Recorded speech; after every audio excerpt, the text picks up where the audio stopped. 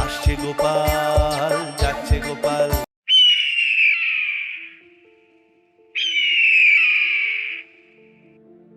বন্ধুরা, তোমরা এসে গেছো? তাহলে আজকের গল্পটা শুনেই যাও। আজকের গল্প।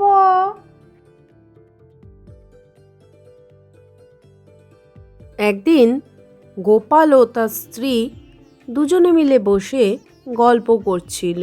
গোপাল তার স্ত্রীকে বলল, দেখো গিন্নি, আমি প্রত্যহ মহারাজকে কথায় সন্তুষ্ট করিয়া ধন আনিয়া থাকি।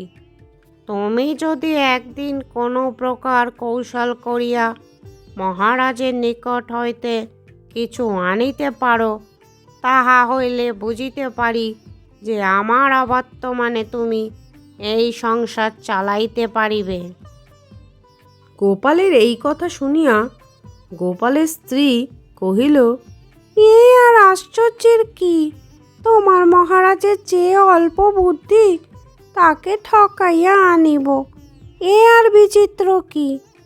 কালই মহারাজের নিকট হইতে কিছু অর্থ আনিয়া দিব।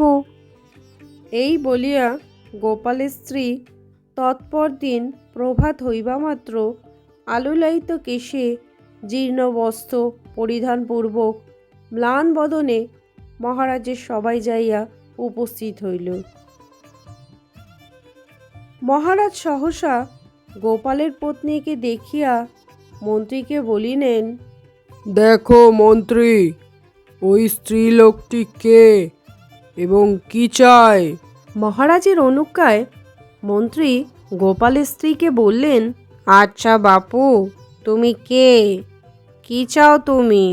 গোপালের স্ত্রী সজল নয়নে কহিল, আমি গোপাল ভাঁড়ের স্ত্রী, কল্ল গোপাল শিঙা ফকিয়াছে।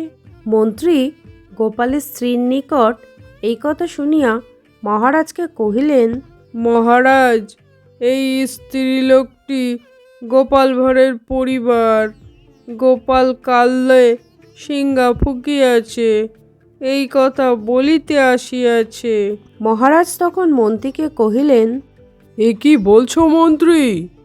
গোপাল সিংহা ফুকিয়াছে? তাই তো, তবে যে দেখছি ভীষণ কাণ্ড। এক্ষুনি তো গোপালের শ্রাদ্ধ শান্তির জোগাড় ভালোরূপে করিয়া দিতে হইবে।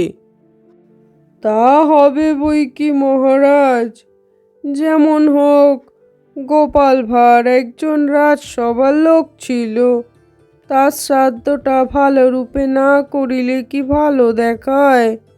মহারাজ মন্ত্রীর এই কথা শুনিয়া তখনই কোষাধ্যক্ষকে আদেশ করিলেন, এই ভাঁড় পত্নীকে 1000 টাকা দাও।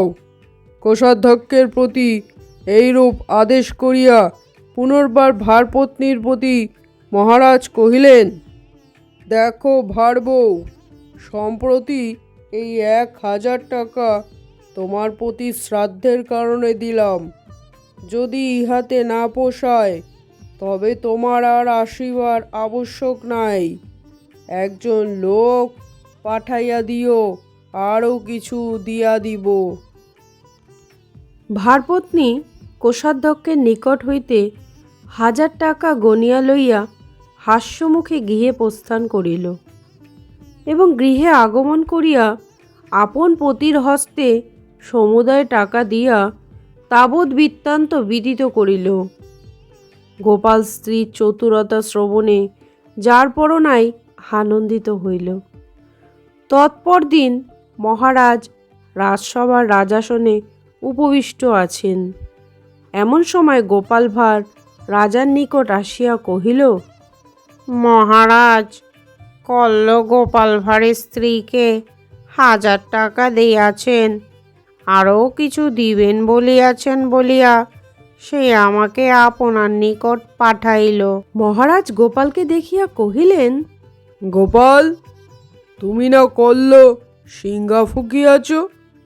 আমি এই কথা শুনিয়া তোমার শ্রাদ্ধের জন্য তোমার স্ত্রীকে যে 1000 টাকা দিয়েছি, ও, তোমার স্ত্রী কি ভয়ানক মিথ্যাবাদিনী ও প্রবঞ্চক? যাহা হোক, আর তার কখনো কোনো কথা শুনিব না। তখন গোপাল কহিল, মহারাজ, আমার স্ত্রী মিথ্যাবাদিনী এমন কথা মুখে আনিবেন না। আমার স্ত্রী আপনার নিকট কিছুই মিথ্যা কহে নাই। যদি এমন বলেন তবে আপনারই বুঝিবার ভ্রম। আমার স্ত্রী বলিয়াছে যে গোপাল কল্লসিংহা ফুকিয়াছে, তা সে যথার্থ কথাই বলিয়াছে। এই দেখুন, গোপাল সিংহা ফুকিতেছে। এই বলিয়া গোপাল ভাঁড় কাপড়ের ভিতর হইতে একটি শিঙা বাহির করিয়া ফুকিতে লাগিল এবং কহিল, মহারাজ, আপনি যে 1,000 টাকা দিয়াছেন তাহার অপব্যবহার হয় নাই। সেই টাকাতে এই সিংহাটি খরিদ করিয়াছি।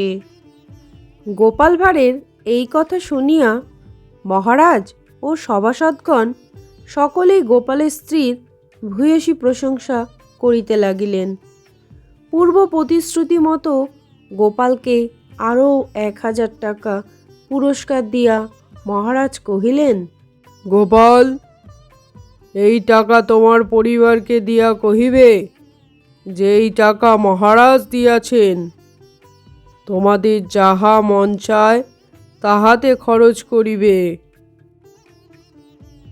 শুনলে তো তাহলে গোপাল ভাঁড়ের গল্প? কেমন লাগলো একখান কমেন্ট করে আমায় জানিও কিন্তু। আর ভালো লাগলে একটা লাইক করে দিও। আর এরম ভিডিও দেখার জন্য আমার চ্যানেলটাকে